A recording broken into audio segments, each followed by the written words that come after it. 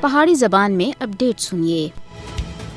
بھارتی فوجیاں سن اپنی ریاستی دہشت گردی کی نوئی کاروائی ضلع کولگام ایک اور کشمیری نوجوان کو شہید کر کے دیا ہے۔ اس سے پہلا اس علاقے ایک حملے ایک بھارتی پولیس اہلکار زخمی ہویا سا۔ بھارت سن کشمیری مسلمانہ مذہبی آزادی سمیت ہر حق انہوں کو کھس کے دیا ہے۔ RSS کی حمایت والی مودی حکومت مقبوضہ جموں کشمیر مسلمانوں کے مذہبی جذبات کو کھلے عام ٹھلا رہی ہے۔ بھارتی فوجیاں سن پلوامہ دی مسجد داخل ہو کے نہ صرف اس کے تقدس کو پامال کیتا بلکہ نماز فجر دی اذان دینے والے مؤذن اور نمازیوں کو جے سری رام دے ہندوتوا نعرے لانے دے اتے مجبور کیا۔ کشمیری مسلمانوں کو بندوق دی نوک دے اتے ہندوتوا نعرہ لانے دے اتے مجبور کرنا مقبوضہ جموں کشمیر وچ بھارتی حکومت دی پالیسی دا باقاعدہ حصہ ہے۔ بھارتی حکومت کشمیری مسلمانوں کو انہاں دی مذہبی اور سیاسی شناخت اور اپنے وطن تے محروم کرنے دی ناپاک سازش کر رہی ہے۔ مودی حکومت مقبوضہ جموں کشمیر دی مسلم اکثریت کو اقلیت وچ بٹانے دے اتے تلی ہوئی ہے۔ RSS تے متاثر BJP قیادت مقبوضہ جموں کشمیر دے مسلمانوں کو ختم کرنا چاہتی ہے۔ ہندوتوا لیڈر کشمیری عوام دی مذہبی شناخت ختم کرنے کا کھلے عام اعلان کر رہے ہیں۔ مقبوضہ جموں کشمیر میں اسلام دے پہلا ہندو تہذیب کو